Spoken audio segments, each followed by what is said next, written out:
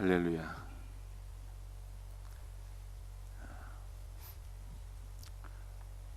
우리 데살로니가 전서는 매 장마다 마지막 부분에 그리스도의 재림을 강조하고 있는데 4장에서는 상당히 많은 분량, 한 절반 정도를 재림에 대해서 설명하고 있는 것을 우리가 보게 됩니다. 4장 13절 말씀 보시겠습니다. 데살로니가전서 4장 13절 말씀 함께 같이 읽습니다. 형제들아, 자는 자들에 관하여는 너희가 알지 못함을 우리가 원하지 아니하노니 이는 소망 없는 다른 이와 같이 슬퍼하지 않게 하려 함이라.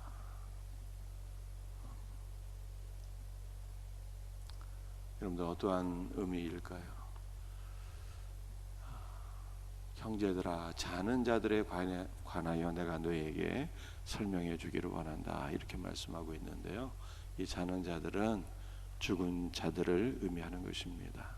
여러분들 잠잔다라고 하는 것은 다시 깨어난다는 것을 우리가 전제로 하는 것 아니겠습니까? 죽은 자들도 그리스도께서 재림하시는 날 다시 일어날 것이기 때문에 죽은 자로 표현하지 않고 자는 자들로 이렇게 표현하고 있는 거예요. 자는 자들에 관하여, 죽은 자들에 관하여 너희가 알기를 원한다. 바울은 이렇게 말씀하고 있습니다. 죽은 자들에 관하여 왜 알아야 되는 것입니까? 이는 왜냐하면 소망 없는 다른 이와 같이, 소망이 없는 것은요, 소망이 누구예요? 예수가 없는 자가 소망이 없는 자들이에요. 우리의 소망은 예수님이에요. 소망 없는 자들은 예수 없는 자들, 예수 그리스도에 대한 소망이 없는 자들을 가리키는 것이죠. 예수 그리스도에 대한 소망이 없는 자, 예수 그리스도의 재림에 대한 소망이 없는 자들을 가리키는 것입니다. 그래서 죽은 자들에 관해서 우리가 꼭 알아야 되는데, 왜냐하면 예수 그리스도에 대한 소망이 없는 다른 자들처럼 너희들이 슬퍼하지 않게 하려 함이라, 이렇게 성경이 말씀하고 있습니다. 여러분들, 예수님 없는 자들은요 슬퍼해요. 왜 슬퍼합니까? 죽은 자들을 다시 만날 수 없다고 생각하기 때문에 슬퍼하는 거예요. 그래서 우리가 장례식을 다른 말로 뭐라고 표현합니까? 영결식으로 표현하는데, 영결은요 영원한 이별이라는 뜻이에요. 그러니까 믿지 않는 분들은, 예수 그리스도가 없는 분들은 소망이 없어요. 다시 만날 수 있다고 하는 소망이 없어요. 그래서 영원한 이별로 생각해서 슬퍼하는 거예요. 너희는, 예수 그리스도 안에 있는 성도들은 이 불신자처럼 슬퍼하지 아니하도록 내가 죽은 자들에 관하여 너희들에게 말하기를 원한다. 바울이 지금 이렇게 말씀하고 있는 것입니다. 데살로니가전서 4장 14절 말씀을 우리 한번 읽어보겠습니다. 우리가 예수께서 죽으셨다가 다시 살아나심을 믿을진대 이와 같이 예수 안에서 자는 자들도 하나님이 그와 함께 데리고 오시리라. 여러분들, 예수께서 죽으셨다가 다시 살아나셨대요. 이것을 믿는 것이 기독교의 핵심이에요. 기독교 교리의 정수가, 핵심이 그리스도의 죽으심과 부활입니다. 이것을 믿는 것이 참된 믿음이에요. 이 믿음이 있기를 주 예수의 이름으로 축복합니다. 여러분들, 그리스도의 죽으심은 우리의 속죄를 위한 죽음이에요. 그리스도의 부활은요, 그리스도께서 죄인으로 죽으신 것이 아니라 하나님의 아들로서 우리 죄 때문에 죽으셨다는 것이 입증된 사건이었어요. 우리는 예수께서 나의 죄를 대속하기 위하여 죽으신 하나님의 아들이시다 라고 하는 것을 믿어야 되는 거예요. 예수 그리스도의 죽음은요, 우리의 속죄를 위한 죽음이고 그의 부활은 우리에게 부활의 소망을 안겨주는 거예요. 왜냐하면 믿음으로 그리스도와 연합된 모든 성도들은 그리스도와 함께 부활하기 때문입니다. 그리스도의 부활을 믿는 것은 무엇입니까? 곧 나의 부활을 믿는 거예요. 이것이 진짜 믿음. 여러분들 믿습니까?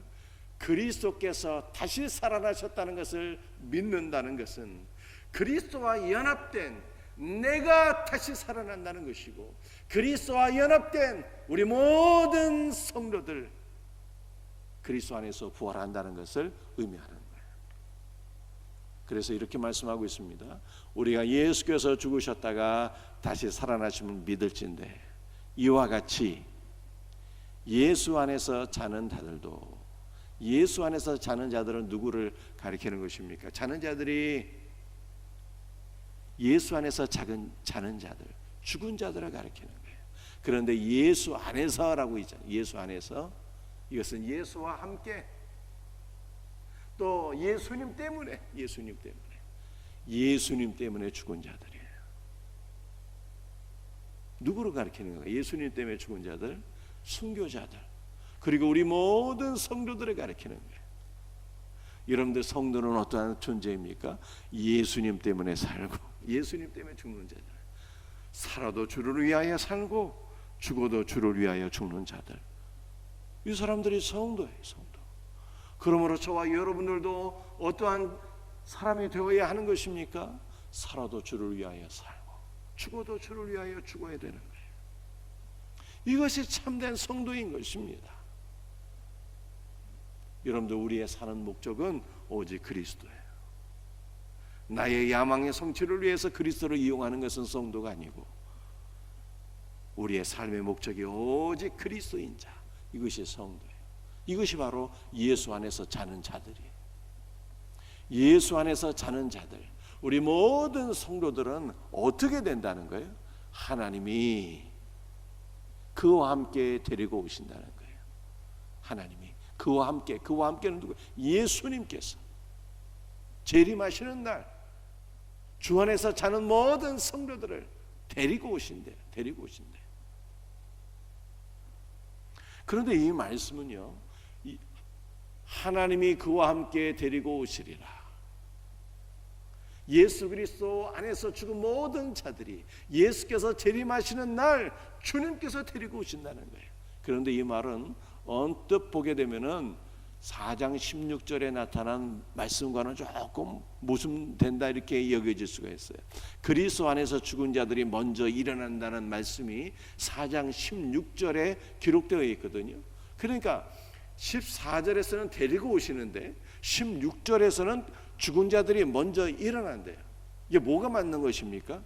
주님께서 예수 안에서 죽은 자들을 데리고 오시는 것이 맞는 것입니까? 아니면 죽은 자들이 먼저 일어나는 것이 맞는다는 것입니까? 데리고 온다, 일어난다, 이게 도대체 뭐가 맞는 거예요? 이게 어떻게 우리가 이해를 해야 되는 것입니까? 여러분들, 그리스도 안에서 죽은 자들의 영은 그리스도와 함께 있다가 그리스도께서 그 영을 데리고 오신다는 것이고, 그리스도 안에서 죽은 자들이 먼저 일어난다는 것은요, 그리스도 안에서 죽은 성도들의 몸의 부활을 가리키는 거예요. 몸의 부활.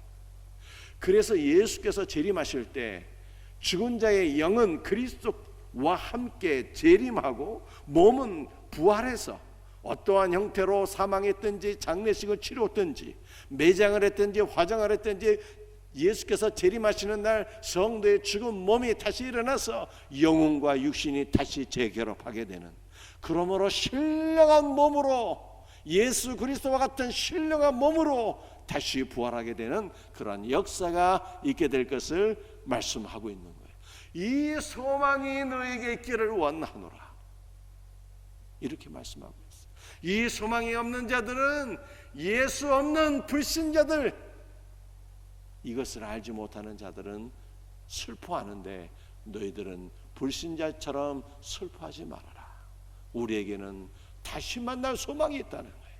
예수님을 다시 만날 소망이 있고 예수 안에서 죽은 모든 성도들 그리스도 안에서 다시 만날 소망이 있으니 이 소망으로 살지어다. 바울이 이렇게 말씀하고 있습니다. 16절 말씀 보시겠습니다. 16절 17절 우리 함께 같이 읽도록합니다. 주께서 호령과 천사장의 소리와 하나님의 나팔 소리로 친히 하늘로부터 강림하시리니 그리스도 안에서 죽은 자들이 먼저 일어나고 그 후에 우리 살아남은 자들도 그들과 함께 구름 속으로 끌어올려 공중에서 주를 영접하게 하시리니 그리하여 우리가 항상 주와 함께 있으리라. 여러분들 너무나도 복된 말씀이죠. 잘 한번 보세요. 주께서 친히 하늘로부터 강림하신다 이렇게 말씀. 여러분들 재림의 날은 도대체 누가 재림하는 거예요? 주님이 친히 다시 오시는 거예요. 천사가 오는 것이 아니라, 주님의 대리자가 오는 것이 아니라, 어떠한 사람이 오는 것이 아니라, 재림의 날은 주님이 친히 강림하시는 날이에요. 주님이 오시는 날이에요. 그날은. 그러므로 우리는 주님 맞이할 준비를 하며 살아야 되는 거예요. 다시 오실 주님, 그분이 친히 오시는데 우리 주님 맞이할 준비를 하며 살아가는 복된 성도들 되시기를 주님의 이름으로 축복합니다. 아빠가 출근하러 갔어요. 학원 먼 곳으로 출장을 갔습니다. 출장 다 마치고 아이들은요, 아빠가 집에 돌아오기만을 손꼽아 기다리잖아요.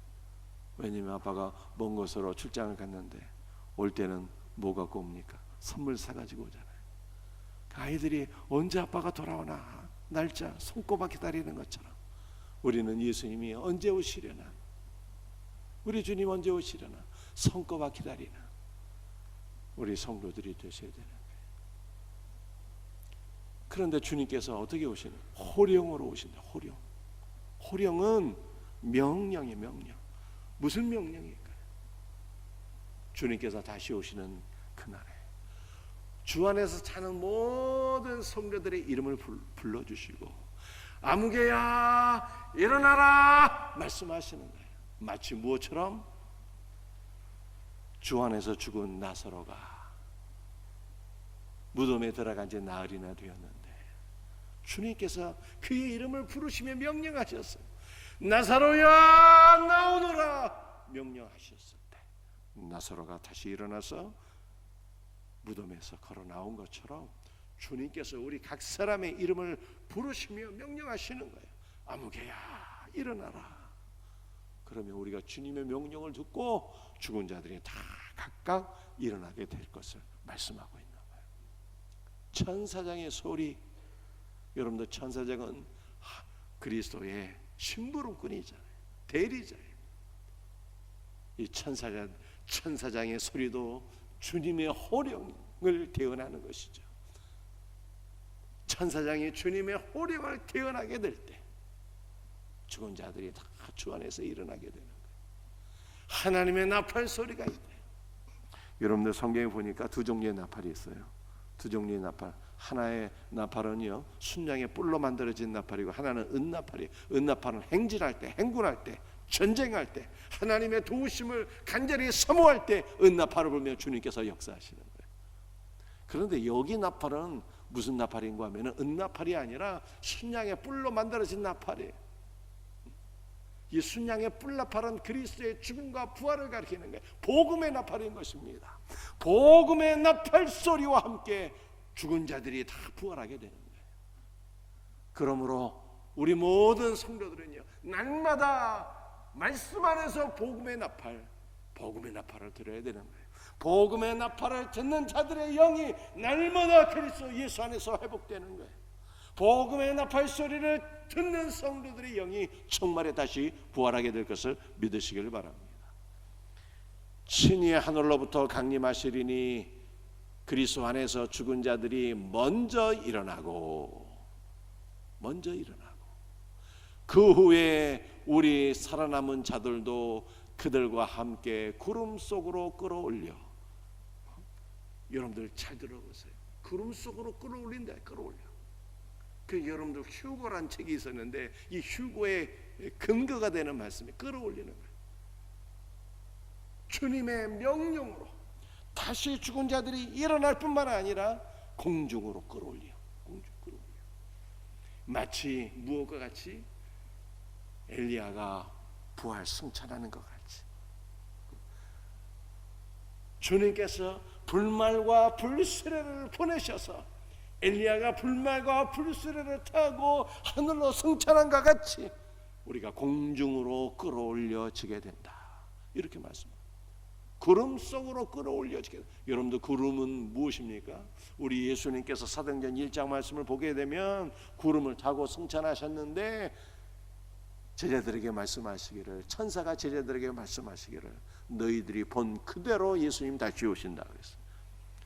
그 구름 타고 승천하신 예수님은 구름 타고 다시 재림하시는 거예요. 구름은 하나님의 영적 임재를 가리키는 것이죠. 그래서 우리가 구름 속으로 끌어올리게 돼요. 주님 계신 그곳으로 끌어올려지게 돼요. 그러므로 공중에서 주를 영접하게 하시리니 여러분들 이게 최후의 승리를 보여주고 있는 말씀이에요. 여러분들 바울이 에베소서에서 무엇을 말씀하고 있습니까? 공중에 권세 잡은 자가 있다는 거예요. 공중에 권세 잡은 자가 누구입니까? 원수마귀. 그런데 예수님께서 재림하실 때는요, 우리가 구름 속으로 끌어올림을 받아서 공중에서 주를 영접하게 돼요. 이 공중은 마귀의 영역이었는데 예수 그리스도의 재림을 통해서 예수님께서 완전히 장악하시고 하시는